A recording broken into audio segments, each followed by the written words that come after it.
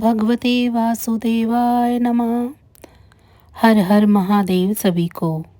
विजया एकादशी का व्रत भी बाकी एकादशियों की तरह बहुत ही चमत्कारी और कल्याणकारी है। इस व्रत को करने से व्यक्ति को विजय प्राप्त होती है। हिंदू धर्म में एकादशी का विशेष महत्व है। एकादशी तिथि भगवान विष्णु को समर्पित है। कहते हैं इस व्रत के करने से भगवान विष्णु का आशीर्वाद मिलता है और मोक्ष की प्राप्ति होती है। फाल्गुन माह की कृष्ण पक्ष एकादशी को विजया एकादशी के नाम से जाना जाता है। विजया एकादशी तिथि का आरंभ 6 मार्च को सुबह 6:31 पर होगा और अगले दिन 7 मार्च को 4:14 पर एकादशी तिथि समाप्त होगी। लेकिन उदय काल से ही एकादशी तिथि 6 मार्च को पूरे दिन रहने वाली है। इसीलिए विजया एकादशी का व्रत 6 मार्च को रखा जाएगा। विजया एकादशी को लेकर मान्यता है कि इस व्रत को रखने से व्यक्ति को विजय मिलती है।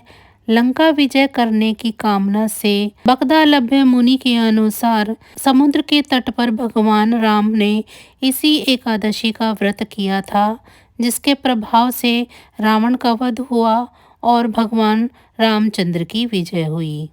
विजया एकादशी के दिन पहले एक शुद्ध स्थान बनाएं और उस पर सप्तनाज रखें।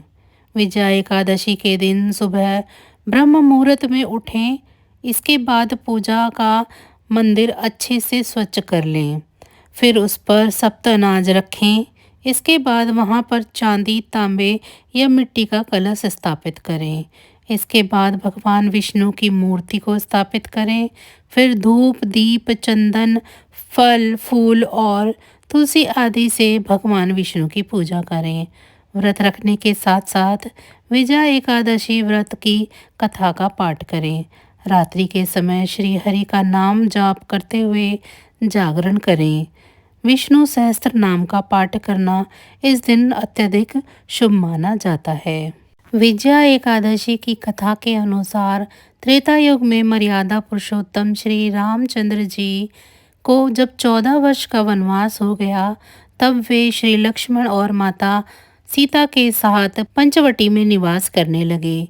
वहां पर दुष्ट रावण ने जब सीता माता का हरण किया, तब इस समाचार से श्री रामचंद्र जी तथा लक्ष्मण अत्यंत व्याकुल हुए और सीता माता की खोज में चल दिए।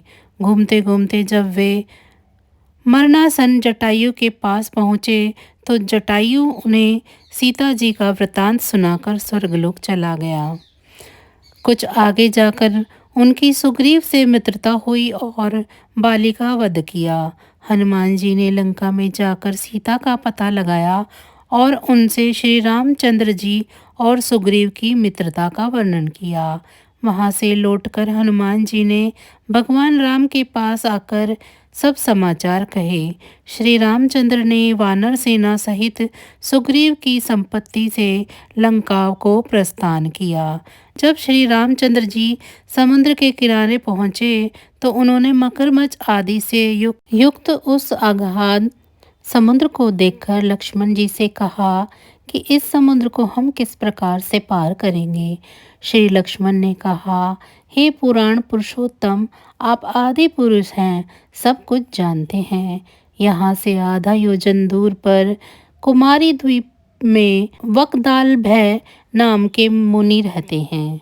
उन्होंने अनेक भ्रम देखे हैं। आप उनके पास जाकर इसका उपाय पूछिए। लक्ष्मण जी के इस प्रकार के वचन सुनकर श्री रामचंद्र जी वक्दालभय ऋषि के पास गए और उनको प्रणाम करके बैठ गए। मुनि ने भी उनको मनुष्य रूप धारण किए हुए पुराण पुरुषोत्तम समझकर उनसे कहा कि हे राम, आपका यहाँ आना कैसे हुआ। रामचंद्र जी कहने लगे, हे ऋषि, मैं अपनी सेना सहित आया हूँ और राक्षसों को जीतने के लिए लंका जा रहा हूँ। आप कृपा करके समुद्र को पार करने का उपाय बतलाइए। मैं इसी कारण आपके पास आया हूँ। वक्ताल भय ऋषि बोले, हे राम, फाल्गुन मास के कृष्ण पक्ष की एकादशी का उत्तम व्रत करने से निश्चय ही आपकी विजय होगी। साथ ही आप समुद्र भी अवश्य पार कर लेंगे। हे राम, यदि तुम भी इस व्रत को सेनापतियों सहित करोगे तो तुम्हारी विजय अवश्य होगी।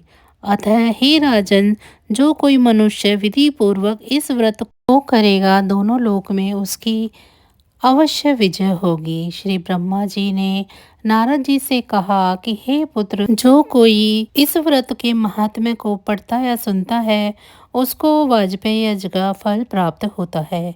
इस तरह रामचंद्र जी ने ऋषि की कथा अनुसार इस व्रत को किया और इसके प्रभाव से दैत्यों पर विजय पाई। तो बस आज की जानकारी इतनी ही थी। फिर मिलेंगे हम आपको ऐसी ही किसी अन्य जानकारी के साथ अगली वीडियो में। अगर आपको हमारी ये जानकारियाँ अच्छी लग रही हैं तो वीडियो को लाइक करें। चैनल को सब्सक्राइब नहीं किया है तो चैनल को सब्सक्राइब कर लें और कमेंट बॉक्स में अपने सुझाव हमें ज़रूर बताएं। इसी के साथ अब मुझे दीजिए इजाज़त। आप सभी का बहुत बहुत धन्यवाद।